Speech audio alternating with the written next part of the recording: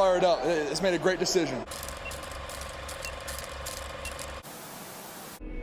Great teammates, coaches, and other people who want to be Super Bowl champions. And we're going to do it this year.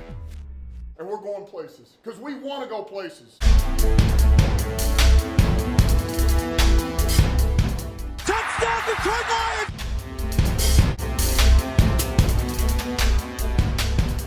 Before long, we're going to be the last one standing.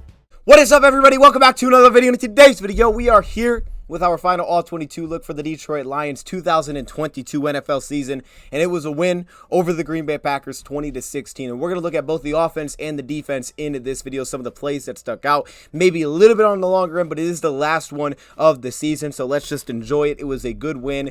My biggest main takeaways offensively, I thought we made the plays when we had to. It definitely was not our best day on the offensive side of the ball, but we made the crucial pickups, whether that was a couple of fourth down conversions, the run game got going when we needed it to. And then on the defensive side of the ball, I thought we finished on a really high note. I mean, a lot of guys stepped up in this game and played well. We played extremely disciplined defensively. And one number that I want to give you guys, because usually we have like some sort of stat in these videos, one number that I want to give you guys. Yesterday, we talked about how we won in all the crucial areas that we won last time we played this team, whether that was the red zone, offensively and defensively, turnover battle, 2-0 in our favor, technically like 3-0 though, because you had a turnover on downs. You won those battles once again, and that was great. But I want to give you a different stat today. 291 total yards of offense Green Bay had. Now, Green Bay's offense hasn't been really the same this season, but 291 of total offense. That's not bad. 91 of those yards came on 2 plays. Monty, that was completed and it was also called as a PI. And the other one was another deep shot on Jerry Jacobs. That one was incomplete, but they called it pass interference. Now, I'm not saying that to like, oh, hate on the cornerbacks. I do believe that's our biggest need. I'm not saying to hate on the cornerbacks because I thought they showed up in this game, and you know you're going to have to when you play this team. Discipline-wise, Amani stepped in and didn't look too bad. So, not to hate on them, but played outside of those 2 plays. Only 200 yards of total offense outside of those 2 plays that they hit. Good thing on top of that was they weren't blown assignments defensively. Like the 2 PIs that they called, they were both contested. I thought one of them was like, ooh, I don't know if that should have been DPI, but they were both contested. They weren't ran by on those plays. They had opportunities to make a play on the football. Sometimes the offense just makes the play. I think the defense finished on a pretty high note. I thought we played Aaron Rodgers once again really well. I thought we did a lot of similar things that we did to Aaron Rodgers last time we played them this season, and they showed up. They were prepared. And they showed up, and everybody seemed to step up in this game on the defensive side of the ball. They all had their moments in this one, whether that was Chris Board. Like I said, offensively, wasn't our best. We've seen a lot of good this season, but on the road to not turn the ball over, make the plays when you have to, get the run game going to seal the deal, and then the 2 fourth down pickups. Like, that's what it's all about, and that's what the Lions did in this game. They also really didn't have penalties. I mean, we haven't talked about that in a while. As we know, earlier in the season, that was an issue. That has definitely dipped. For a while now, we haven't even talked about offensive penalties like we had, previously. We had a couple. We had a big holding call on Matt Nelson that took away a 66-yard touchdown to Jamison Williams. We had the holding call, but then we ultimately got a first down on that possession anyway. Legs had seemingly dipped a little bit in terms of, like, beating us. We had 5 in this game, and we haven't talked about it in a while, so I would say that's a good thing. We're going to start with the first drive of the game defense. You can see here the Packers are going to use kind of that like the sugar huddle. They're going to get up there quickly, snap it. We did that to them a few times as well. As I said, I thought the Lions were really disciplined in this game defensively. Like, they protected the edge really well. All the eye candy that they threw at them, they were really good in this game. In this case, they maybe were a tad late on the beneath route here from the slot. Christian Watson with the play fake. Malcolm Rodriguez has it. Like, he covers it up. Not too bad actually on this play with the zone fake. He gets out there on it, but we know Christian Watson is kind of a different animal with the ball in space. Like, his speed is unreal, and you can see here it's just like as athletic as Malcolm Rodriguez is, that time he got him to the sideline. Here's the big shot play that was the pass interference on Jerry Jacobs that we touched on. There may be also a little bit of a domino effect to this play that I thought I would point out. Maybe not. You can see there's 2 inline tight ends to the right side of this play. Seems like, as you're going to see, the outside tight end is going to stay in the block. The inside tight end releases and breaks over the middle of the field. It seems like Deshaun Elliott, the inside one releases maybe a little bit late to react to that because the outside one shows block and the play fake. Now, all of a sudden, it forces Kirby Joseph to drop down and cover that up across the field. There could have been a scenario here because it looks like Duracell takes the running back and, this guy stays in the blocks. All of a sudden, you have Malcolm Rodriguez on this play who's going to drop and just be kind of that zone linebacker. So you bring 5 guys. You have a technical blitz going on here from the Lions, 5 rushers on this play. So this could have been just a cover 1 blitz. But, as you can see, seemingly Elliott is late to this. So now instead of Kirby Joseph being able to drop in the middle and potentially jump one of these routes that he thinks Rodgers is going to go to. Instead, now he's got to dive down to try to take away, as you see because of the play fake, he's got to try to take away that tight end, and now it leaves Jerry Jacobs on an island. And Jerry wasn't in a bad spot for majority of this route, just at the catch point. They got him with pass interference on this play, and I just thought I would showcase that because we know like little things can have that effect, and I don't know for sure, but that seems to be what happened. Maybe it was Malcolm, but it seems like maybe Elliott was just late on this one, and now all of a sudden Kirby's kind of taking himself out of the play, so now you're just singled up on the outside. The good thing about this, however, is that the Lions shut it down in the red zone. So this is exactly, inside the 5.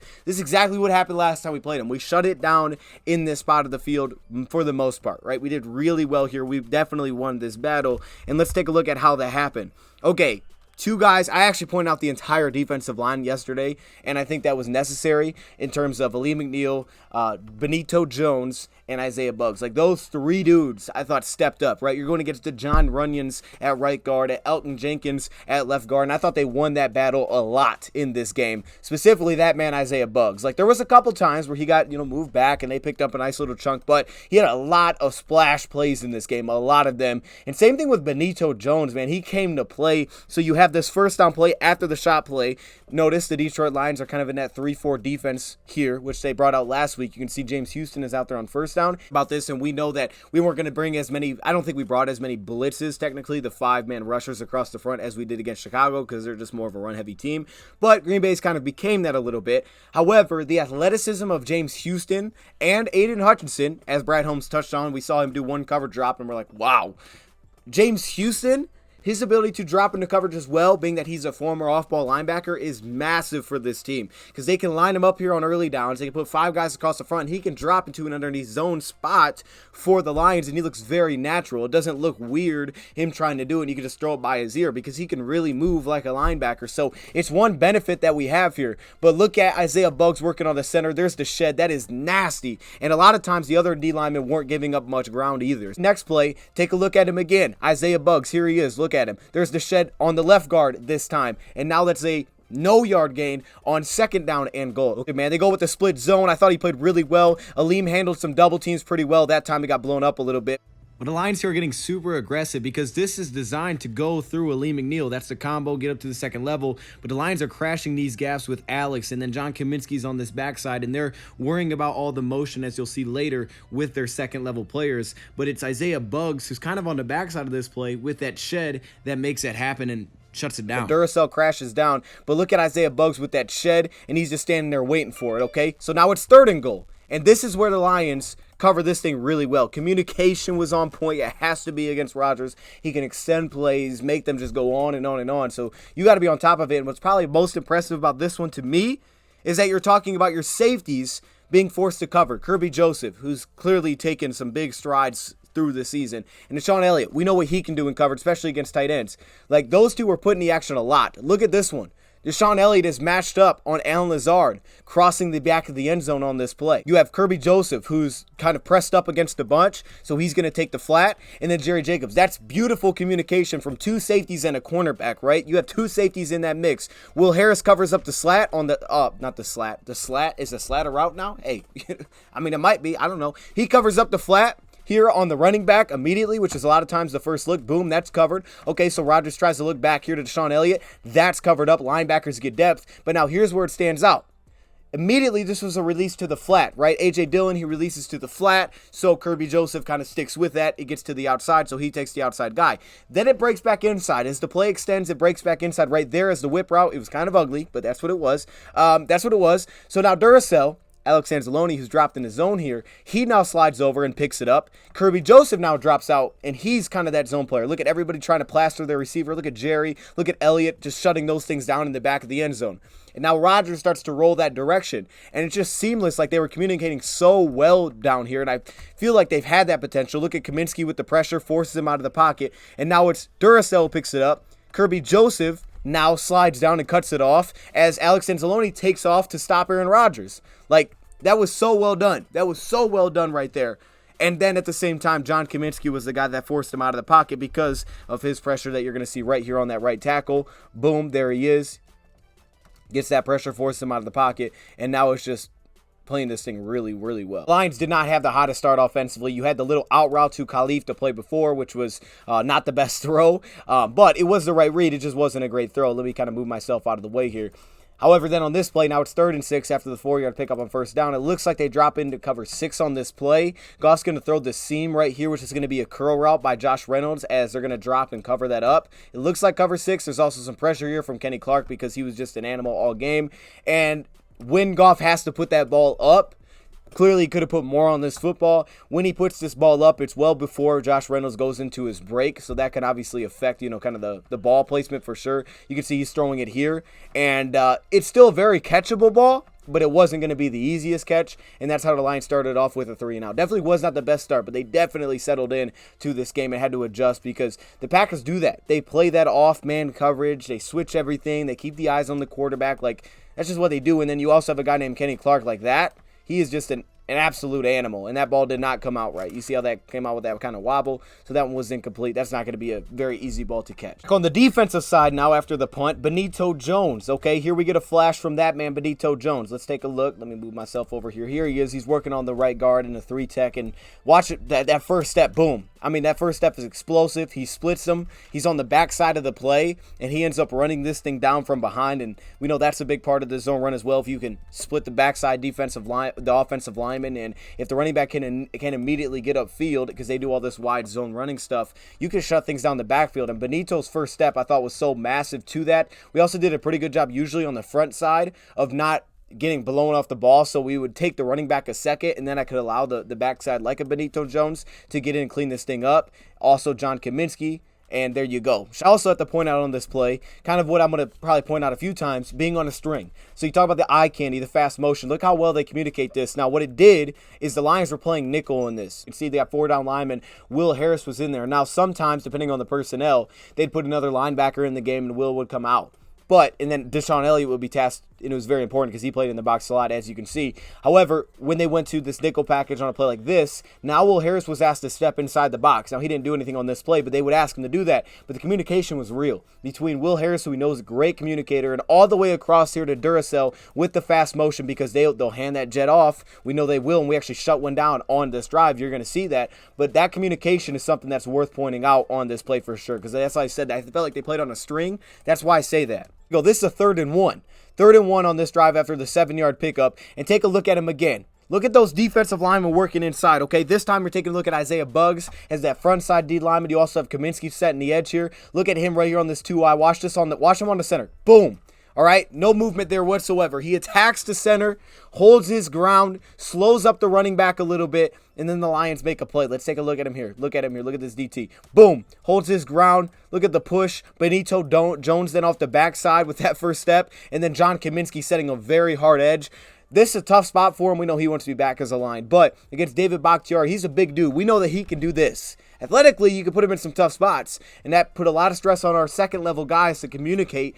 But for him, with his strength, and I'll touch on this later, but I do feel like there was a mindset that the defensive line had to win because the linebackers in second level were going to be tasked most of the time with all the eye candy, the motion. So the D-line was going to have to win because you would get some light boxes. He could set the edge like crazy, and that's what you see here. Boom. Sets the edge. Isaiah Buggs, Benito off the backside, and then it's just running right into John Kaminsky. This is the big play. This is your technical turnover, right? Look at Deshaun Elliott. So now you can see Elliott rolls down to the line of scrimmage. Lions got 5 guys across the line on this play, and once again, it's what we just saw. It's the fast motion here with Lazard. It's the communication right here with Will and Duracell. Now everybody kind of slides over, so Will becomes in the box. Derek Barnes has to slide over. They have to do it all on the fly, but Alex Anzalone then, because of that, shoots down, makes a play on the jet, shuts it down. They were on top of all that kind of stuff. Looking from this angle because it just looks cooler. Boom, there he is. You can see the tight end taken by Deshaun Elliott. And it's that communication, man. Just get out there. Then it's an open field tackle, which is big time as well. And you can see guys are falling down. That was huge stop. Oh, Green Bay seemingly ran some cover 3 early, and then they kind of got out of it. They started to go like Tampa 2, try not to let us get a play over top. And in this case, the Lions seemingly are getting a cover 3 look here from the Packers. They're going to roll down their safety into this flat zone defensive spot. Now, one thing that when we're watching this live, it's like, well, where are we throwing the football here? I see it, and I kind of understand what we're looking for here, but as you see, there's really nowhere to throw this ball. If anything, he could have just probably threw this thing away. Maybe you could throw it closer to him and try to get a PI, but it just seems like he's kind of throwing to a spot, and you're going to see St. Brown just does not win at the top here. They're trying to get him to win. Boom, he gets stuffed right there by Douglas, gets in his hip, and there's no separation. And Goff seemingly kind of, he was doing pretty well with reading that safety when he rolled down what he wanted after that. We had a couple of big plays set up from that. And you can see as soon as he sees that safety roll down, you can see him roll down pre-snap. Okay, it's cover 3, boom. And now all of a sudden you get a singled up one-on-one here with St. Brown on the outside. You can see he's seemingly trying to hold this safety and then come back to it. So he knew where he wanted to go with it, but he wasn't even open on that play. Pretty good responses to it. And this is what I'm talking about. So this is 3rd and 9. They drop into Tampa 2 here defensively. Now this was interesting because when they did that, sometimes, they would have a safety, they would have a safety play the middle field and just kind of protect the big play on us. And I think the biggest thing here is this is the one where I point out and say, okay, he seemingly missed the receiver, and that was Josh Reynolds. Understandable. I understand it because of the sticks. You have the linebacker deep middle, which you can see here. So I don't know if you expect that the linebacker is going to keep getting depth like he does on this play. Like maybe he would sit down on the sticks on this one and take it away. Regardless, though, something we've done a lot. Shane Zylstra releases up the seam, and that inside zone linebacker, if he drops, now all of a sudden you have this space to throw this route. You can single up Khalif Raymond here on the option route and possibly pick this thing up. But this is just not the right place to go with the football because of the defense that they're in, the Tampa 2 here. These two guys are sticking down underneath, and then you have your deep middle linebacker. So they're letting that get by them, and then at the same time, he kind of forces that one in there. He had the dig coming across the middle. Khalif Raymond wanted a PI. Something the Lions do a lot is this underneath stuff. And you can see the fake there. He's kind of trying to see where he's going to break. He breaks inside. Main reason for that probably is the fact that they had 2 underneath zone defenders, okay, because neither of them roll up there with Shane Zylstra. So he breaks inside, but you're breaking right into a defender. Definitely could have been PI, but that one I say, okay, maybe he just missed Josh Reynolds over the middle. Of the way Benito Jones was attacking, though. Look at him in here, 94. Look at this. Boom. Splitting the zone immediately. Now, this was a cutback. Josh Paschal here on the backside. He's going to miss this tackle. It's tough for him in that spot, right? We know he's a big dude. He misses the backside cut back there. However, I still do like the kind of penetration that Benito. I think this may have been Benito's best game. We used him a lot, and man, he was ready for it right there. He showed off in his last game. He was ready to play. You forced the cutback, being very aggressive, but that time we just missed the cutback tackle. I will give credit, though, Mike Hughes. He made some big-time tackles on the outside. That was one of them that saved a lot more. He also made another one later, which limited to like 3 yards. He made some big-time tackles. He also missed a couple. He missed one in the box, picked up 17. Duracell missed a tackle. Certain guys missed tackles in this game, but he also made some key tackles, and that was one of them. This is the one time they really seemingly got Kirby Joseph. It was the right read. It was pretty well done, and at the same time, we know the Lions like to disguise things defensively, which they did tons of in this game. In this case, you can see the safety kind of rolled down a little bit. He's going to drop out. Lions like to disguise a lot, and they disguise this into a cover 2 look defensively. So Kirby's now having to drop out. Christian Watson breaks inside. We know a hole of cover 2 without having that linebacker dropping middle, which the Lions took away. They seemingly wanted to take away the middle of the field, which is exactly what they've done every time they played Green Bay to this point with this coaching staff, is we're going to drop a linebacker to the middle and cut that off. We're going to try to take that away. Well, in this case, we know that's a hole of a cover 2, and there's no linebacker dropping deep middle. They cover up everything underneath. But here with him disguising and dropping, breaking inside post, and then breaking to the corner, they create space there. They hold the cornerback underneath with the flat route, and they pick up 27 yards. But this to 1 yard for Allen Lazard. Another jet sweep look. Duracell seemingly called this. He's got his eyes there already, and look at this. He's already kind of like, hey, man, scoot over a little bit. He's like seemingly calling this. He was so quick to react to this. The fake, they all filled, and then all of a sudden, Deshaun Elliott's able to get out there and squeeze this off, limit that thing to a 1 yard gain. Duracell, Alex Anzalone was all over this. He was all over this jet motion coming right here. He sensed that before it even happened, and then at the same time, Elliott gets out there. Aiden Hutchinson does a good job stringing this thing out, and then they limit that to a 1 yard gain. So they weren't giving up the chunks, which you've seen against other teams. They've given up chunks, whether it was Minnesota, Chicago. Teams have given up chunks against things like this. Hutch does a pretty good job there, not being picked up by a split zone. Going to cover 1. Now, this is another thing the Lions seemingly do always against the Packers. They may have done it against other teams. I can't remember right now, but I know they did it against the Packers last time we played them as well. They'll play cover 1, things like that, man coverage, but they'll utilize their linebacker against this trip side, 3 receivers to the left here on Watson. They're not going to man up the linebacker or the safety immediately. they'll kind of do both. So in this case, I think Christian Watson breaks to a corner route here. Duracell's going to stick on it first, and then he's going to drop off as soon as it gets by him. As soon as it gets to a certain depth, he passes it off to the safety. Kirby Joseph is now manned up, as you can see, and now Alex Anzalone can drop underneath. And I think a big reason to that is just schematically how the Packers do it. When they get 3 receivers to a side, they'll do things like they'll throw the bubble screen, right? They'll throw the screen out here to Watson. They'll have 2 blockers leading the way. Usually it's a flat, but they'll throw a screen out there. So now you kind of cheat your linebacker to that side. They'll do the slants. Like they have those kind of concepts, triple slants. They'll do things like that. So I think wanting to keep that one underneath kind of zone linebacker if someone breaks upfield, rather than having Duracell chase it, and now all of a sudden everything that breaks underneath, now these guys that are in man coverage have to try to cut that off, and that's an easy throw. Now, this is where you talk about versatility for sure. Trusting that both safeties could play man coverage if it gets to that level, and same thing with linebackers, that they can do it underneath, but also move in zone coverage. So that's how they seemingly always play the Packers. But on the short side of the field, I circled Chris Board here. He was doing really well at man coverage. Like, we used him specifically for man, and that's what we've done a lot this season. He showed up. Alan Lazard in the slot. He's matched up here just like Duracell is. This thing does not break over top, so he sticks with this on the slant. Look at him. Are you kidding me? Like, he covered that really well. That ball could have came out. If it was going to, it had to come out there because Hutch is going to get this sack. But, man, look at this coverage here. I mean, he's all over this slant. Are you kidding? That's a linebacker, man. He showed out as well. Like, that's one of those guys that I point to. I'm like, man, they showed out in their last game. You see here as well, as we touched on. So Alex is now underneath in zone. Will Harris, who had the slot, now he drops it off. Very smart player. Sees that it's going right into Duracell's lane. So now Will Harris will drop and help out here on Kirby Joseph. That way you don't have that spot that he can throw it to, because otherwise you're going to have leverage on this play.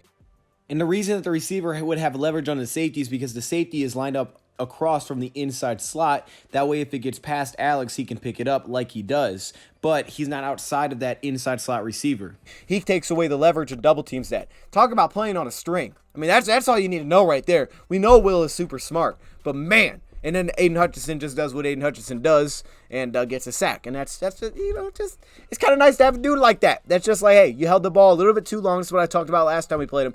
If you have to hold the ball through one extra read, now you allow a guy like this to be a problem. And that's exactly what he was here.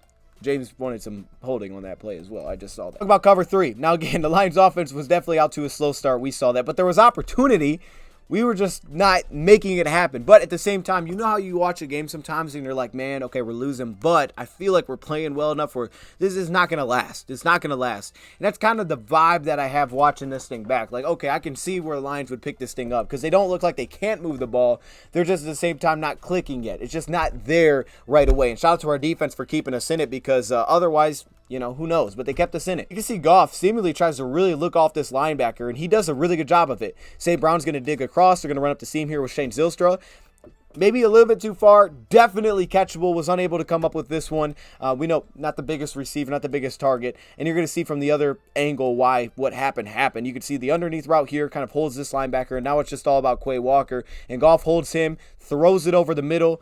I believe this was the third down. Yeah, I believe it was the third down. And we could not complete it. But take a look from this angle what I'm talking about here. So, okay, looks left first. Safety rolls down, cover 3. You see that? You see him roll down. It's either cover 1 or it's cover 3. Okay, cool. Point is, though, look at where Goff's eyes are going. He's looking right here to J-Mo underneath. He's looking there. Linebacker's going to shift over. But he's also holding Quay Walker. And you can see he's trying to hold this. Look where his eyes are when he's throwing this. He's still looking at Josh Reynolds. So this linebacker does not move because otherwise he's throwing this right into the linebacker and there's no hole there. So he has to create this with his eyes, which he does, which can lead to the ball just being a little bit too far off. But this was still catchable. It was not going to be easy. It was called catch originally. Then they called it incomplete. But I thought it would show that because you can see how those types of things happen. This was a good read by the quarterback. Like, I'll take this in a great pocket, by the way. This is fantastic. My goodness. And, we just didn't complete it. But I don't have a problem with that. That's a good read. That's where I say, you could feel that it was coming. It just wasn't there yet. Another example. Seemingly the Lions went to cover 2 on this play. We don't see it actually really play out. But it looks like they drop into cover 2 again, disguise it. Kirby drops out. And that allows Jerry to do what he does here. But look at where his eyes are. We looked last week and we saw Jerry Jacobs. This is the play I was talking about where the jet motion and he didn't seemingly recognize it. And then all of a sudden they snap it. Jerry's inside and he can't get to the outside and they pin it. They block it up and then they pick up 13 yards. He's seeing this. He's looking for it. They have their eyes peeled looking for things like this. And Jerry crashes down here. Now he doesn't make the play. but he really strings this out. They limit it to 5 yards. They're in a cover 2, so he has the flat, which means that this is fine. I think that you take that risk. You're more willing to take that risk. And he doesn't make the play here because Watson's tough, but definitely limited that play. And then good job by Alex, in open space there. But that's the kind of recognition that we had. We were very aware of things like that. Talk about pretty much the same thing that you did against Chicago the week before. The man and the zone, right? Kind of the combination coverage that the Lions bring out against the trip side. So on the trip side, they drop zone, so you can't have some of those, 3 receiver quick beaters that they like to do. And then on this 2 receiver side, they man up. So that puts stress on DeShon Elliott and also this outside corner Amani. But that's what they're going to do here. And if you take a look, he's going to go to the man coverage side. We cover everything up here. We didn't want to give up the big deep middle of the play. So Duracell drops out. He covers up Christian Watson, cuts that off. Will Harris there underneath, cuts that off. So good coverage on the zone side. On the man side, here we got DeShon Elliott working on the tight end. And this is just one of the things that you're like, okay, I can live with that. I can live with it. He contested it. We got beat a little bit there. Contested it, though. It was a very tough catch. It kind of got stuck on his shoulder. It's like, all right, I can live with that. I liked how the Lions played it, though, and, you can live with that. It's like cover 3. I could be wrong. It looks like cover 3 on this play. And the biggest thing is here, it looks like the Lions matched this. So here's the fast motion, right? Usually this, if it's cover 3, this underneath guy is just going to, sit in the zone. However, it seemingly matches on this play as the 1 and the 2 are going to release vertical, okay? So 1 and 2 release vertical. Now you can match in cover 3, and it kind of looks like quarters at that point. But that's seemingly what happens here. So as DeShon Elliott matches on this receiver in the slot, now Aaron Rodgers doesn't have anywhere to go on this play. So shout out to Elliott being very heady there. Could have been man, but it looks definitely like cover 3, and he's just matched on this play like this because, as you see, he may have dropped it off, but as it released vertical, he's going to have to match up with it. And that's what he does here. He takes it away, and then they end up coming back and kind of throwing a check down to A.J. Dillon. It was dropped. It really works together. Like here, Romeo gets a push on Bakhtiari, at least forces Rodgers back out of the pocket a little bit. It's taken away, so now he has to go away from it, and then he throws this check down, which definitely could have been caught, but it was incomplete there. And that's what we were looking for. Get him past his first read, and then hopefully we keep, investing, and our pass rush continues to improve, where you get him past that first read, and the majority of the time he's in trouble. Just like this. This is how comfortable you want him, okay? Cover 1 on this play. Lions get another sack. It's Aiden Hutchinson once again. And let's take a look at what happened. Kirby Joseph, I thought, played his butt off in this one. And watch him here help out Will Harris. He's going to cut off this crossing route. Look at this. He's starting on the outside. Then he breaks. Talk about disguising coverages. Okay, so now he breaks underneath. Now it's cover 1. Lions are going to bring, 4 rushers on this play. So everybody's matched up. They roll down their safety. Cuts off Will Harris's guy, Randall Cobb. Okay, so cuts that off initially, and everywhere else they're manned up. Rodgers doesn't really have much time to get through much on this play. Also got to give credit to Jerry. This is tough. Alan Lazard, they love to put him in the slot, take shots. We saw last time we played him, Will Harris, Jeff Okudah. Jeff wasn't playing, so you put this on a lot of different guys. You want to talk about Jerry saying that he feels like you could play in the slot? Well, take a look at him on this play. This looked pretty darn comfy to me. Watch him in the slot, manning up Alan Lazard here, okay? Outside leverage, squeezing this inside. He gets in his blind spot, so he flips his head around. Look at that. Woo-hoo, that is beautiful. That's beautiful. And then at the top here, Amani's doing his thing on Christian Watson, but he has safety help as well. So everybody really here is singled up, and you're trusting them, and they handle business. But it's that pressure by Hutchinson. Also, Chris Board, you see him fire out to A.J. Dillon to cut that off, so no check down. But then this Hutchinson is doing what Aiden Hutchinson does on his right tackle. Let's take a look at him here. This is that Ohio State pass rush move that he have, right? Where you set him up, and then boop, there's the hop inside, that agility, hand swipe, and he's home, man. Woo-hoo. Let's get this offense rolling a little bit, okay? This has been awful. Let's get going a little bit. Well, let's do it, okay? So this time, Green Bay's going to drop into cover 4. This one was just simply, to me, about just going through progressions. They bring the short in motion here, which we did a couple times, and it helped us decipher maybe cover 4. And, just getting through reads here, okay? Because they're going to do that straight 3-step drop, boom. Sometimes they throw it to Shark one-on-one. Shark's covered up here. He runs a curl route. Goff doesn't like it. Shout out to the pass protection initially. Comes back here to number 2. Brock Wright's covered up, and then he has James Mitchell open. Why? Because you only have 3 underneath defenders if you're running a normal cover 4. So the 3 underneath defenders, Quay Walker, who drops out, is taken, as you're going to see here, by this out route underneath, right? So he's kind of sees that. Everybody else, they drop out the big man. They doesn't like that. Comes back middle. It's covered up. So now you have a free guy 2-on-1 here, and Goff can kind of fly through and just find that. Pass was a little bit low, but, it was fine. I mean, if anything, I think one thing that was very important in this game was ball placement away. There was a play I think we'll show later, I think. It was like a 5-yard completion. It wasn't crazy, but just to throw it away from the defense is so important because we know how opportunistic they are. So, like this stuff, I'm not saying he did this on purpose, but I'm not saying I have a problem with it either, right? There was pressure in his face. That was probably part of it. But I don't have a problem with him throwing the ball down the way against this team, because this is one of those teams that just lurk and they see everything. They run coverage with their eyes on the quarterback, whether that's playing off man or that's playing zone. They play a ton of zone. And when they play man, they're off man, just like they were on fourth down. So they switch everything. They see everything. That's why they jump every route, because they're not locked on press. I can't see the ball. They don't play like that. They play the other way. They play, we want to make plays on the football and be smart in the back end. That's why they're tough. And ball placement becomes very important. And you really got to be careful which holes you're deciding to throw the ball into. To kind of show off that kind of animal Kenny Clark is, like he just was. Here the Lions go with an offset offensive line. As you're going to see, they got 4 offensive linemen, well 3, and then they have, no tackle on the right side. They have Shane Zylstra. So they're running this, and they're going to set up a power play. They're going to pull their other offensive lineman over. Like, that's, first off, that's mean. Okay, you got 5 offensive linemen on one side. That's tough. But here's the blown block. Kenny Clark with Penei Sewell and Taylor Decker. They got him a couple of times. He got Sewell a couple of times. They got him a couple of times. Here he splits the 2 and shuts down that run, and that run should have had a lot more to it. Picked up 2 yards on that one. But that's just the kind of animal that he is, and sometimes it's just like the guy, they have a dog. They have a dog. Dog 2, his name is Josh Reynolds. All right? Hey, we haven't heard as much Josh Reynolds this season, but that's okay because he came through for us when we needed it, and he's very reliable. Cover 4 on this play, and they're going to hit one of my favorite throws of the game, probably. It's not very crazy. Play fake there.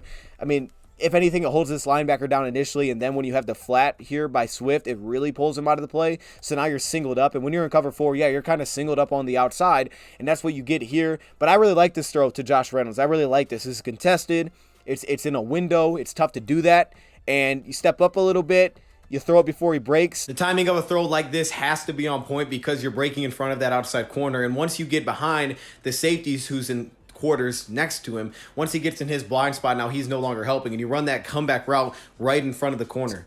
And he just caught it in traffic. Like, that's one of my favorite completions of this game. That was a big-time throw to me. That was 16 yards on that play because we needed some sort of spark. We needed some sort of chunk, and that was that. This was coming off the sack. We tried to take a shot, and it was a blown block there.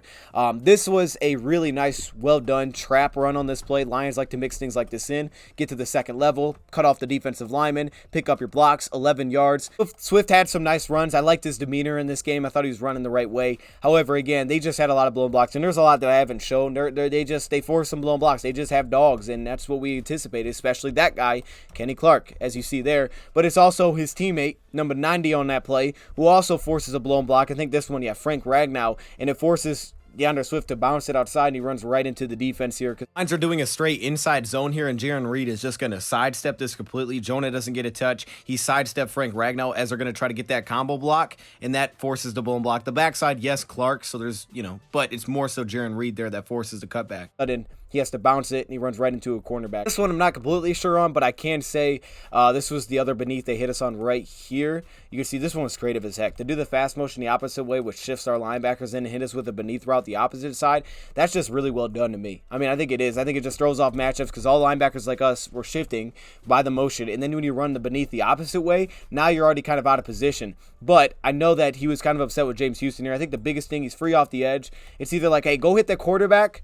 or pick up Christian Watson, and he kind of does both on this play. Like, he doesn't do either. Like, he tries to do both, and you can see they kind of just throw it right over his head, pick up 15 yards on this play, and that's what I think what he's saying here. Like, hey, if you're going to pick up Watson, try to, but if anything, just go get the quarterback, because right there he stops, and if he would have went through on this one, this would have made it tough, but he kind of holds up, and that allows Rodgers to get the ball out. Man, I'm here to give love to some of these defensive linemen that were working on this one. Here's a run stuff, no gain on this play.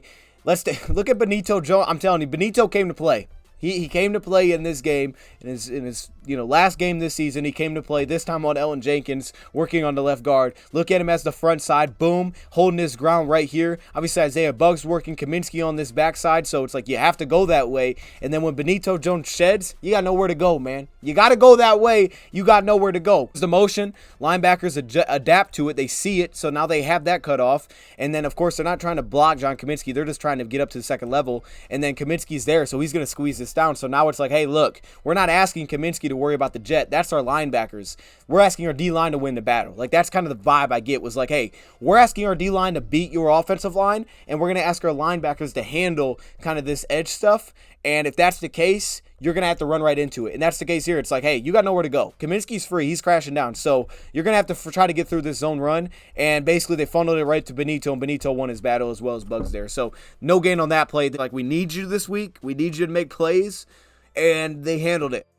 And this is one thing that I really do like about Glenn. I think he needs credit, right? We saw last week how he adapted to how the Bears play. And then this week, you're using more John Kaminsky as that defensive end, the 5-tech, right? You have some of those bigger defensive linemen out there. You go 3 D lineman sets, but you still want your 2 off-ball linebackers. And at the same time, use Hutch and James, and those guys kind of rotate if it's a nickel package. So you change it up a little bit. You know, last week, they didn't really need that many off-ball linebackers. This week, they do, and they're stressing their D-line to win on the interior, win their battles, funnel the zone plays, and then the linebackers and safeties that are forced to roll down, the Will Harrises and nickel, you have to handle the outside stuff. And they handled it. Here they bring Will off the edge, all right? Then they drop out Hutchinson. We talk about that athleticism, and that's the kind of thing there, right? Get him through a couple weeks to reach, check it down. But, you know, just to point out with Hutch and James, that's one thing that they can do is drop into coverage. So what finished off this drive was this play. I won't spend a ton of time on this one. It's just a... Let me see if I can get it. I think it's just a jailbreak screen, and then they end up stripping it from behind. John Kaminsky. It's that kind of effort that's massive, though. Kaminsky is Mr. Effort, like if anything. See him dropping out here into coverage, and he's just going to track this thing down. Boom. Made a play. Look at Lee McNeil. I thought at first Lee McNeil shoved that thing through his legs. I think he just missed the ball, but it went right to Will. So awesome. And Will always feels like he's in a spot where he's like chasing the play down. I brought that up a couple weeks ago. I always felt like Will Harris was kind of had a weird pursuit to the play. This guy literally started at the opposite side of the field in the slot, and look at where he ends up. He ends up with the football because of that. Like, so, you know, maybe Hutch could have, but the point is like that effort to just keep trailing leads to something like this, where if he doesn't, does the offensive lineman get on this before Hutch does? Possibly, you know, but he's just stuck with it. He's stuck with it. So give Will credit because of all that effort that he gives all the time. He ended up landing on the football. Just straight up ball placement, how important it was in this game. You had to throw it away from the defense. They're breaking hard on things. They're seeing everything. And like this, when you throw this to Khalif Raymond, look at the safety dive down on this one, crashing inside. Like if this ball's inside, this ball might be picked off. You have to throw this thing to the outside. They had one that they passed, broke up with the inside hand. It wasn't picked off, but it was things like that. Like the ball placement is going to be key in this game because they're seeing everything. And I think as a quarterback, you know, you got to just be decisive. You got to just be decisive and say, hey, I'm making that decision. I'm going with it. And you just go with it. And I think that's what happens when you play this kind of team. Go with it and then put the ball where they can't get it. The last play, it was broken up on the out route. This time, Lions get man coverage. And what do? They use the fast motion. They run an out. 26 is chilling. Savage on this play, and he hits him with the out, picks up the first down on 3rd and 5. This was a nice drive by the Lions in the first half, okay? They end up getting in field goal range, and still, I don't know what the heck the defensive back was doing, but they get cover 1 here, it looks like, and they kind of just isolate because it's underneath still, and it's not up to the defensive back. They isolate that linebacker 101, put him in the option route, pick up 11 yards. That was one of their chunks. Andre Swift and kind of what looks like their Tampa 2, as you're going to see, they're going to drop out here. This middle safety is going to roll down and play the deep middle of the field. Cornerbacks in that cover 2 look. So that's what it seems like on this one. And when they got that, usually Goff was quickly getting to the checkdowns. Just be decisive because it's going to be hard to get a shot through that. So just get the ball out of your hands because they basically just have 3 deep on the play. And in this case, they get a pressure right here, free on Jonah Jackson and Evan Brown. I think that's Campbell, 59. He gets free on this play. Goff gets that ball out quickly, and then DeAndre Swift just makes something happen afterwards. This is maybe Swift's best play of the day. I thought, hey, I like the no visor, by the way. If you didn't see the live stream, I really rock with the no visor for DeAndre. But yeah, hitting that quick underneath pass, kind of the 2-man route where they run beneath each other, sit it down underneath in the zone, makes the first guy miss, and then they block up field, picks up 18. That was the chunk that set us really in field goal range. So I think we left some things out there, especially on the offensive side of the ball. Like, we left some plays out there in the second half. This is one of those. All right, play action. Not a lot of craziness to this. Linebackers dive upfield. This is we've done this all season. This one they just don't complete it here. It's good in a good spot away from the defender, but he hits him. He goes plays through the receiver and he breaks that one up. Another one where it looks like Goff is really trying to hold this linebacker Quay that drops underneath. They're trying to set up the rub route here for DJ Shark across the field. And it seems like he's just trying to hold that linebacker here. Look where his eyes are. I don't even know if he's seeing the receiver, holding that linebacker middle. And I think part of that could have been why the pass was a little bit low, but it was still covered well. We didn't really get any kind of rub as he worked through that route. Again, the disguises that the Lions had, Will Harris, Duracell. Now, they do end up giving up a 6-yard scramble on this one for Rodgers on the play fake, but safety rolls out post-snap. Watch Duracell here cut off that drag route in zone coverage, not allowing that to just get open behind him. Will Harris also drops and cuts that off. That may not have been necessary, but he does. I understand it. And then Jerry comes up and cleans this up for 6 yards. But see the disguise, playing really well, not giving up that big play that's uncontested, right? The two big plays were contested. They were a PI and one was a catch. But that's not wide open. You can't give Rodgers that. We forced him to think, hold on to the ball, do everything else. We didn't give him plays, right? We just did not give them, hey, that guy's wide open. Like, we had a couple little things. There was like a cover 6 look where they hit a drag on us, but it wasn't consistently. We were just giving them chunks. We made them work for a lot. We made them work for it. And this time, Ali McNeil off the backside. Look at that first step on Zach Tom in this 3-tech. And then, of course, at the same time, you have the front side D lineman, which is really key here. And he's going to hold up that left guard, Elton Jake. And look at that. No movement. He just stopped him. He just halted that man. You see that? He just halted that man. All right? You're trying to get that movement. He halted Elton Jenkins. Isaiah Buggs did. You see that? That's what's key here, man. Because, again, like, there's the split zone block, but you're going to have to go this direction. Ali McNeil's crashing down, playing really fast, and then there's nowhere to go. Like, you're funneling it back to that. Hutchinson's in on that. You're funneling it back to him, and there's just nowhere to go. You're going to have to run through that front side, and we had a lot of plays like this where the D-line was just eating, and when we were able to do that, it was a problem. Hutchinson, you can see the shed, then gets out here and sets the edge a little bit, gets involved in this tackle. And this is one of the biggest reasons I was so confident to play this Packers team, because I believed we would slow down the rushing attack, because I believed this season, when we've seen zone looks that have been kept inside, we've done a pretty good job of handling those. It's been the cutbacks and things that get to the edge. But when you keep it in the tackle box like we did, and you really take away the jet sweeps and the end arounds, and you funnel it to the defensive line, I just believe those guys are going to win more often than not. And that's what I believe happened in this one as well. This is a play I was talking about. This is one of those chunks that we gave up where it was just like, oh, looks like they got us. They just got us on this one. That's what it looks like. We went seemingly cover 6 here, which if you know, that's quarters here, cover 6 to this side, cover 2 on this side, I mean. And because of that, you're going to see that the Lions are going to bring a blitz. See how they bring 5 rushers, so there's one less underneath defender, which could have helped here. They bring the 5, and they just hit this drag here for Allen Lazard. Now, I could be wrong, but it did feel like the Lions were dropping their edge guys, Hutchinson and James, a little bit more in this than they did against Chicago. But this is a very similar look to what the Lions did against Chicago. Playing zone coverage, but at the same time, leaving one less underneath defender. But I definitely think against Green Bay, because they still throw it more than the Bears do, they dropped a little bit more often with those guys. Not that Derek Barnes was matched up on him. It's just that he ran through his zone. And as you're going to see here, that's really all it was. They kind of set a pick here with the tight end over the middle. So it was a good play design. He got it out. He had pressure because we brought the blitz. We just couldn't get there soon enough. And that was like one of those examples where you're like, they just got us in coverage. Like, they got us. Like, if anything, Derek Barnes, what he could have done is really try to get out on this drag a lot faster, because Duracell's telling him to. And if he does that, then maybe Alex can drop and try to take away this tight end. It's a tough ask. It really is. But maybe that would have been the way to stop that, probably from the linebacker position. Ali McNeil's the guy that gets pressure here. He forces the blown block on John Runyon right here. Boom. Ooh, God. He threw that man like 3 yards. Hold up. I didn't see it at that pause like that. Yo, he threw that man a couple yards now. Look at this. Oh, that was tough. That my gosh. Bro, I love Ali McNeil, man. That dude is tough, man.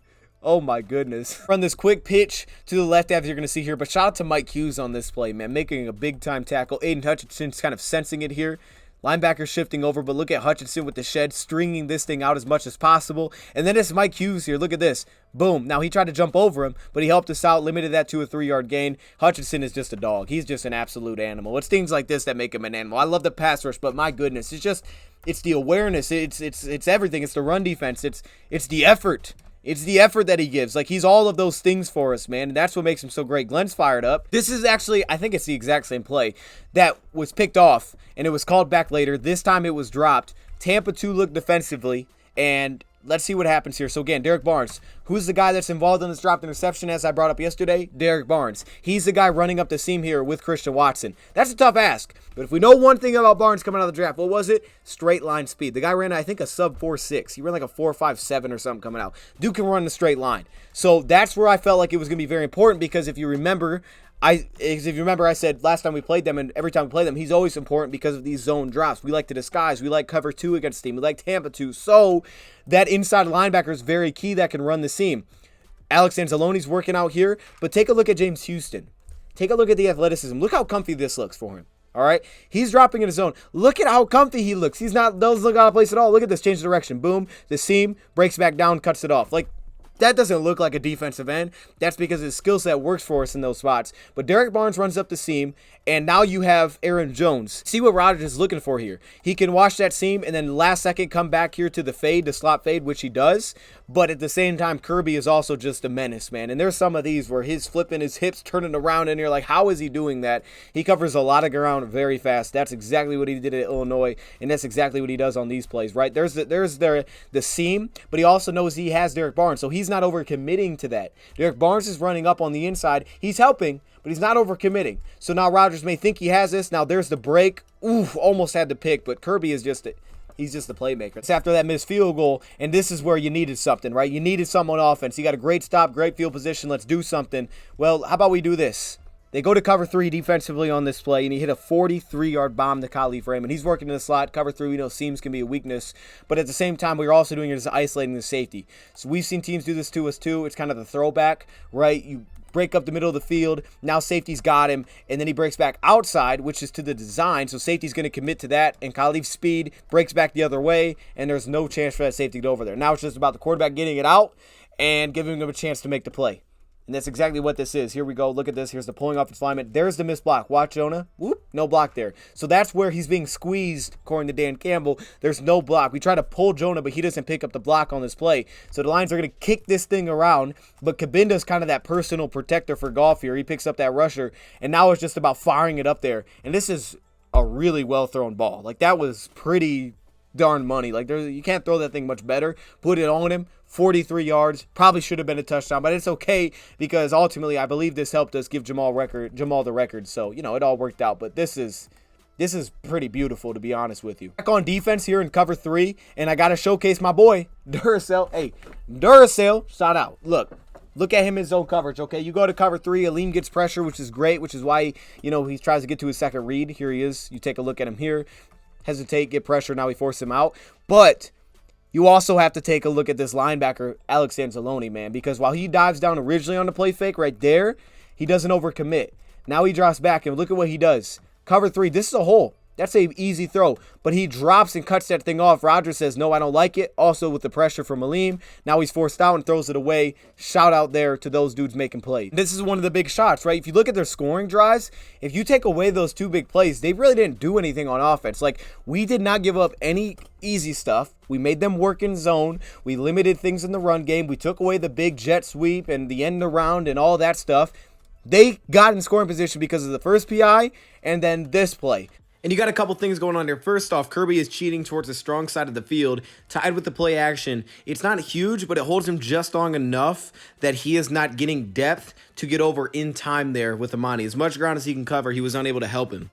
Here on Amani, one-on-one on the bottom, singled up. He's in a pretty good spot originally. Then at the catch point, he just gives up the catch, and I think he was pulled down a little bit. But that was it. That was the put them in scoring position for the most part. We did really well defensively outside of that. Now, unfortunately, we end up giving up the touchdown, which we'll see on this possession. We did good in red zone. This time we give the touchdown. But again, I want to showcase this first. Benito and Bugs here. Let's take a look, man. Aleem, he was lined out wide and stuff. He was helping us a ton. But look at the front side there. Look at those 2 defensive linemen eating, man. Like, this is not a bad interior offensive line, okay? I don't want to act like this is a bad. John Runyon, he's okay. He's solid. And then you have Elton Drake, who's pretty darn good. And they're just handling business. Look at Benito getting his pads, handling business, then Bugs finishing it up. Those dudes were just working because this is tough. You're asking Jerry Jacobs and Amani to cover crossing routes.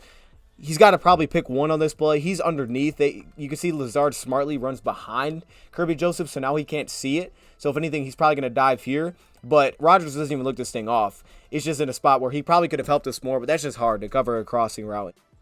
And if you take a look here in pass protection, watch the quick set there by Bakhtiari. He gets up on James Houston and just shuts it off.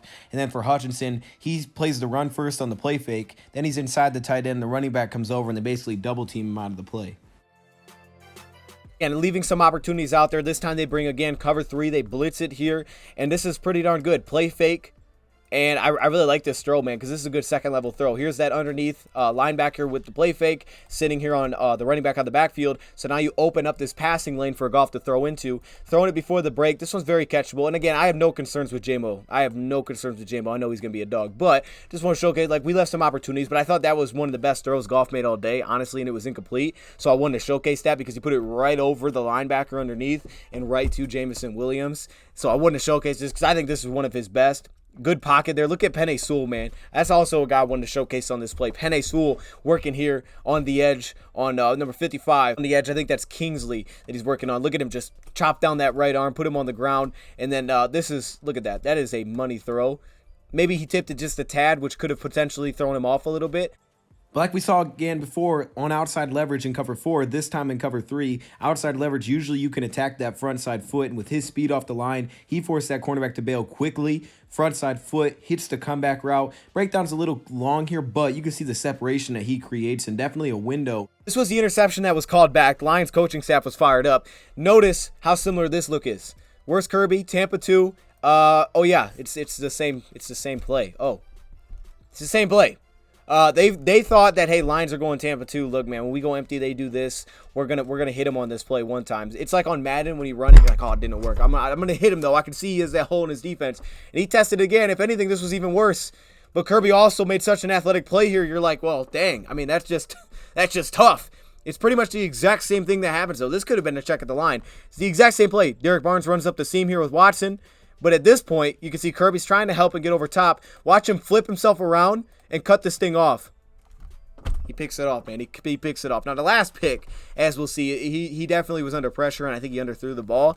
But the Lions are seemingly disguising a little bit here, showing potentially one of their man looks, but Kirby is going to have to bail out, and then he has to recover back to help and give some help towards the seam, but not over-adjust. That way he can flip himself around and get over to that slot fade. That's an unreal athletic play. This one, you could argue maybe he underthrew it a little bit, but, I mean, if anything, you kind of have to just put that on him, but you try to loft it up there, and Kirby makes such an athletic play there, picks it off. They ended up calling that back for hands to the face. Sure why, but we go man coverage on this play, and he ended up having to scramble out, and this was a third down, so we get to stop. We kept manning up on this short side. We'd man up actually on both sides here. Chris Board is just flying down. Maybe he thought James was going to try to drop or whatever. James just rushes. Chris Board flies down, cuts off the flat. Monty working on this tight end. Good work there. And then for whatever reason, he starts to move around. I believe because he sees that it's man coverage, he says to himself, I'm going to take off and find the hole.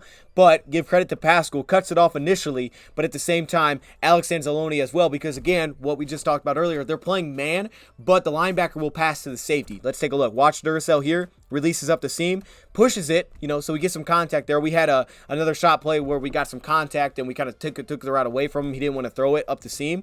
And here, kind of squeezes that off, now gives it to the safety. Now he drops underneath in zone. And as you're going to see, as Josh Pascal does a good job cutting it off. Then also Alex Anzalone is now free, and he can run down and chases and break down on this. That's a hard coverage to play against. I mean, if it's not there immediately, that's a hard coverage to deal with, especially if a team can get pressure. There's not any pressure here that forces him out to me. I think it's just he knows this is man, and he's like, there's going to be a hole, as there is. He starts to break right. Maybe James Houston spooked him. I don't know.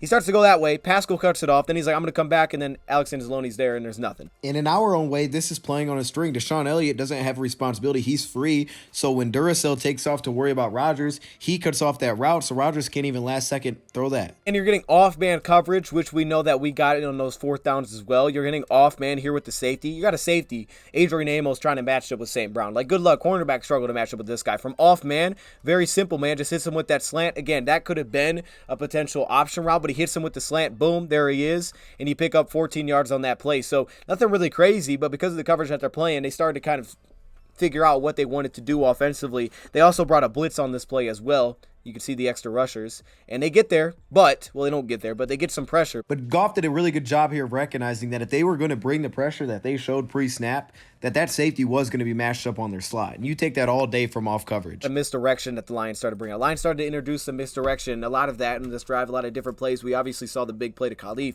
but things like this. All right, you got the fullback in there, kind of the misdirection here, the counter, the zone counter you get with the lead blocker. Like, stuff like that, I felt like the Lions started to do. They were like, okay, we're going to have to move some of these linebackers, okay? They're fast. we're trying to hit things underneath. We got to start moving linebackers, and that's what they started to do seemingly to me on this possession. Really focus on that, because watch the linebackers here. They originally break this way, and now when you do that, now Brock Wright can try to seal it off. Right there, he gets to put, by the way, Brock Wright, this is beautiful blocking. This is beautiful blocking. Cuts off the edge there with the DN and then seals off Quay Walker. And now all of a sudden you pick up 11 yards on that play. Come back with this, which is like the throwback screen, right, where you go to one side of the field and you throw it all the way back. They're in cover 4, so this works out for the Lions pretty well here. But again, like you do the play action, there's the fake, and you throw back the screen this way so that in the back end they're playing kind of soft like this. Look at this. Look at the umbrella. I mean, they're playing cover 4. So they're playing very soft with 3 underneath guys. And since they're doing this Tampa 2 cover 4 great, we're going to start throwing misdirection, move your linebackers, and we're going to get you underneath with quick stuff like this, just like the off man, just like that. So I thought that was a really good adjustment as the game went on, this possession, to start hitting them with stuff like that. It doesn't always work. I mean, you try it. Sometimes it doesn't always work, though. Here's another counter run the Lions try to hit here. A little misdirection here with the zone, but this time you get the blown block right here. Penei Sewell on who? Kenny Clark. Yup.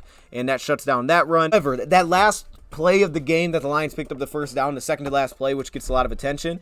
I think this one has to get attention too, because you know how the Packers played it last time, and now you're sitting there saying, okay, it's 4th and short. Now we know how they played it. When it came back to doing it again, Packers kind of give you the same type of look, which was off man coverage on a 3rd down. And I say that meaning they're keeping their eyes in the backfield while also playing their man, right? That off-man coverage. They're giving space, they're not pressing, and they're switching routes if they come into their area. So this is how they keep their eyes on the quarterback. It's how they're so opportunistic in the back end, and it's tough to throw against. But it's also beatable short distance like this. It was cover 1, but they were playing off. So you get their short motion in. Notice what this does, okay? Because they switch a lot of things. So notice what this does. The inside release, they switch release, which is exactly what they did on the 4th down play. A little bit different look, no motion, switch releases. This time they do it with the motion and Khalif and Shark. Look at this. See how they do this? Because Jair originally has Khalif, and then here's your defender right here who has DJ Shark. So there's the switch. The motion, the switch release. Well, Jair Alexander with the motion in, he's playing off coverage. He's giving up the sticks. So now they switch. And all of a sudden, you have DJ Shark opened up into the flat. That's key because they did something very similar. A different way, but they did a similar thing on defense. And the Lions came back and basically attacked that again and said, okay, here's another way we can attack this because now we know how you're going to play this on 4th and short. And I think that was the key play to set up the big one that sealed the deal. Kind of, not a counter, but kind of a misdirection a little bit. The jet motion here that comes across. Right there it is. Look at how the linebackers shift with it, just like we were. But then you get that quick pitch. Now here we go. You could seal down Josh Reynolds. Doesn't block him cleanly, but you're asking him to block Preston Smith. Does enough though. St. Brown then can get to the 2nd level, seal off here. Devondre Campbell. Now you have Amos cleared up, which is Penei Sewell. Good luck with that. Just get out of the way. And now that quick hitter, kind of like misdirection, 11-yard pickup. So they were just bopping them with them, just kind of bop, just jabbing them with these misdirection plays. This one was a read option. It was really ugly. Goff probably could have pulled it, but they hit him with the split zone over and over. Here they hit him with it on the fast motion, boom, and then they walk him into the end zone. I think this is kind of cool, like when you think about it, right? Earlier this year was like, man, defense can't get off the field. And I said earlier in the year, I'm like, usually what it comes down to is your defense is the side of the field that has to make that stop. They have to make that stop. Here we're up. They have to make that stop. We saw a lot this year that wasn't the case. But what was interesting is that what got us on winning track, what was it? The defense made the stop that won the game for us. They sealed it. We were up 6. They sealed it. They said no touchdown. They ended it. Since then, we rolled. However, this game came down to something very similar. Up by 4. 5 minutes, a little bit more time. Defense made the play, gave it back to our offense, and our offense sealed it. I said it when we were struggling. It's usually defense that has to make a stop. Usually that's just how it goes, and that's how it goes percentage-wise. In this case, defense did it again against the same team on the road. It felt like a whole 180, right? You did it to get going, and then you did it to finish off the season. I thought that was pretty awesome. And you start off with a run stop here. I know I'm showing a lot of these, but I want to give them some love because I feel like we haven't given them enough love throughout the year. We showed passing, we showed the run game, but I got to show this deep line because I thought they showed up. And here we go, Isaiah Buggs. Look at him slant inside on this one. Okay, look at him slant inside. They kind of crash here, and then the linebacker, Alex, can kind of flow through. That can kill his own plays when you start to slant defensive linemen. It can. But I think there's 2 major things going on here. First off, backside, you don't really have to worry about the read option as much with Rodgers, like you did with Fields, or heck, even Sam Darnold. And then on the front side, look at Bakhtiari being pushed back by Hutchinson, setting a very hard edge and kind of squeezing him into Isaiah Buggs, because usually the issue with slanting is that you get behind the play. But when Hutchinson is doing that and you're trying to run inside of it, Good luck. Have a screen flat that they come and hit us with, which we've seen before, to the 3 receiver side. Now, usually Derek Barnes, you're pointing to him, I think, to help you out a little bit more here. He's a little hesitant. You see how he's still waiting? A little hesitant to help us on this one. Not that he didn't want to help us. I think he waited a little bit too long. He could have jumped out there a lot faster. I get it, right? I understand why he didn't, because he's kind of out. He's inside the box, but he's outside the offensive tackle. Alex has this inside. He needs to get out there, and I think that's what the coaches were upset about. But still limited this 4-yard gain. Big part, first off, Will Harris getting that push, stringing it out through the receiver, and then Jerry Jacobs, I believe that is, who ends up cleaning that thing up. The Lions force a throwaway. Cover 2 defensively. You take a look here. There's the motion across. Now, what they're going to do is this fake toss right there. So Duracell bites down, but because it's cover 2, this isn't a killer, right? Because that's kind of the zone anyway. John Kaminsky drops out, so he has this outside flat, I guess, zone anyway. You can see him pause for a second, didn't really have to. He was able to continue to get depth because Alex took away the flat, and he did that so quickly that, yeah, you're looking at this saying, oh, he dove, but because he did, Jerry now is looking at it saying, I don't have to help out in the flat. Duracell's over there, and now you're creating more space. You can see the play design. It makes sense. Hey, we're gonna hit him with a fake toss. Cornerback's gonna bite, and I'm gonna hit it right in the hole of a cover 2, because either it's Tampa 2 or cover 2. That's what they're doing here, though. Lions go normal cover 2, and as you're gonna see, with the fake toss, Jerry doesn't bite. The linebacker takes it. Now Jerry can continue to get depth, squeeze this off, and there's no honey hole shot there for Aaron Rodgers to hit. This is the one that I think was huge by Will Harris, because the Lions drop into cover 6 on this play. You're going to see Jerry pre-snap start to drop into that quarters look.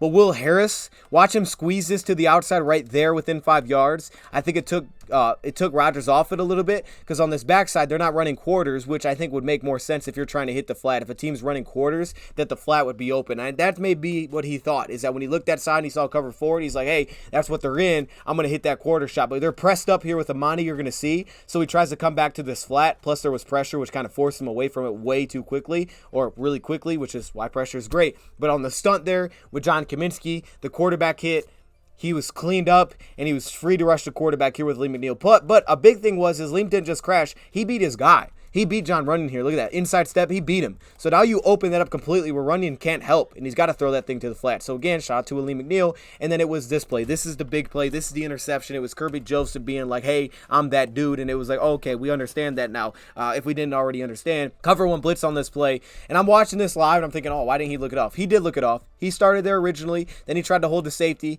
But Kirby Joseph is just fantastic as a deep center field safety. He can do that. It's just one of his gifts, and that's very necessary when a team's going to play a lot of man, roll their safeties down. You need a safety that can play man, iffy, and you need a safety that can play as a single high, and that's Kirby Joseph, right? We talked about Marcus Williams a lot. Why? Because Marcus Williams is kind of what that was for the Saints. You think back to the Saints, Marcus Williams was a lot of times that free deep safety in cover 1. He was the guy that covered a lot of ground, make plays in the back end, and then the other safety, which would be Malcolm Jenkins, maybe Chauncey Gardner-Johnson. He was the guy that could roll down and man up tight ends. That's what Elliott is for us right now. Maybe that's what Iffy is going forward. That's clearly what I think their game plan is for him. And Kirby's this guy. However, I think the big thing that's key here is the pressure, because Duracell's clean. He's trying to hold that safety, but look at how short he throws this football. I didn't realize that live. Good job by Amani squeezing the sideline, but it had a chance, right? I mean, it was as contested as the other ones, but the ball was so underthrown there by Aaron Rodgers. I mean, it didn't have a chance. Even if Kirby wasn't there, it did not have a chance on this play because the receiver outran the ball.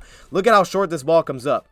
Back foot, got hit as he threw it. Look at how short this is. That thing is just a punt. That's not going to happen, right? So Kirby just sitting on it, the underneath drag to hold this linebacker. Then the second level, you have Savage trying to catch up. I don't know still how he caught this football. Dude caught it with his legs. Sometimes it's just meant to be. The shore in motion, though, as you're going to see, it kind of switches off the route. And again, like we say, they switch a lot of things. So even if they're in man coverage and Rasul Douglas has him, he's short in. He's lined up in the slot with them in motion. And now all of a sudden, as he drags the middle, you can't ask Douglas to just chase him across the field. So they're going to switch onto the safety, which is Douglas on this play. As you can see, they have an extra offensive lineman in. The inside tight end releases. Okay, so this isn't really a weapon, even if Matt Nelson may be eligible. So as he stays in the block, now they'll switch it off to the safety, but he breaks this thing off flat. Goff puts it on him, and he ends up picking up the first down because somehow the dude caught the football. Then you come back, and the run game started to seal the deal. And it was this chunk that they hit on the split zone that was really a big part of that. There's the motion in to help him out. Boom. Lions seal it up, 9-yard pickup. Start with the lateral on this play. It's just extremely creative. Every time I see it, it's super creative. Because look, the Lions are running a tunnel here, but watch what they do. They cut block. Offensive line cuts block, so you bring these linemen down, which that can tackle them basically on the play. I mean, so when they go down, now they can't get back up and help here. They can't really get back into the play. So they cut block. They set it up like a normal tunnel screen with having Penei Sewell get out there, right? But watch this. He, initially blocks. First off, shout out to St. Brown for even getting this ball off. I think that's incredible that he was so accurate with that. But watch how this sets up. Sewell doesn't really block. His goal, he initially kind of sells it, and then he kicks out second level. He's so darn athletic, he can play like a tight end. But watch Brock Wright. He rolls out here to show block, but he doesn't block. Watch what he does. He flips himself, and now he can pin the block down, and Penei Sewell can kick out and be the lead blocker. That is just so well done. Awesome design, but at the same time, it was pretty awesome in terms of execution. And then finally, the first down that ended it, which was the off-man look defensively. Just like we saw, there's the sugar huddle. They get out there very quick. Notice also, I think they have Matt Nelson in, so they brought an extra offensive lineman. The defense is coming out with a 4-man front, which is probably not ideal, but at the same time, because of the sugar huddle, you don't give the defense an opportunity to be like, wait a minute, we don't have any timeouts, and we have 4 defensive linemen against empty. This is probably not ideal, which is not ideal, because now all of a sudden that off-ball linebacker, guess where he's going to lean to? The strong side. So what you do is you take that guy basically out of the play, and you're going one-on-one on the right side of the formation against basically 6 guys on the line of scrimmage, which is like no benefit to them whatsoever because we're empty. With this 6-1 look and no safety back, then at that point, yeah, that linebacker is going to lead towards the strong side, which is the extra offensive lineman, Matt Nelson, even though he's not going to likely run a route. And on top of that, because of how quickly you go to the line, with their personnel, they have an extra offensive lineman and a running back in the game. As a defense, you're looking at that and you're trying to match personnel, and it's a 4th and short, so you're thinking run. But they come out in empty as Swift as a receiver. Trying to communicate, here's where the issue comes in. Look at Jai Alexander communicating to this safety right here. And look, he's telling him, get back, get back, get back. Watch how far back he gets. He gets way too far back. Adrian Amos doesn't get back. That dude goes way back. That dude gives like 10 yards of cushion, and we only need, 2 yards to pick up a first down? He dropped way back as Alexander's trying to communicate, and that's what that tempo did. They didn't have any timeouts, right? So they had to get off the field. They can't stop the clock. So Lions said, great, we're going to get up there quickly. You're going to try to communicate on the fly, and someone may make a mistake. Plus, on top of that, we know you're switching everything. So what are we going to do? They're trying to get depth so that they can switch. Okay, well, great. How about this? We're going to switch release right there. Switch release. So now all of a sudden, who you thought you had, oh, this guy's got Shark, this guy's got Swift, not anymore. Now you switch. Okay, I got the flat. I'm taking Swift. But guess what? This guy's so far off. You switch it on to the dude that's so far off. Linebacker can't even get in the play, and you just sit him down. Boop, there he is. And that's taking advantage of exactly what they did last time. You can see the frustration, but look how far back Amos dropped on this play. There was clearly communication. I mean, look at how far back he's dropping. And then he just sits down right in front of him. Pretty darn genius if that's the case. Either way, that is our last one of the season. I know that was long, but, man, I think it was worth it, man. I wanted to show a lot there and give some credit. And, again, we're going to revisit things, but it is our last one, so I wanted to enjoy it. Hopefully you guys enjoyed these. Appreciate everybody that tunes into these. You know, we just try to have fun with it, try to see what we see when we watch it back. And I think we learned a lot during this season about, our players and things like that. And just to see, like, every week the changes schematically, give credit where maybe we didn't give credit or you don't see live during the game. Like, that's what I try to do with these. So with that, let me know your thoughts in the comments below. Thank you, Prod, for watching, and I'm out.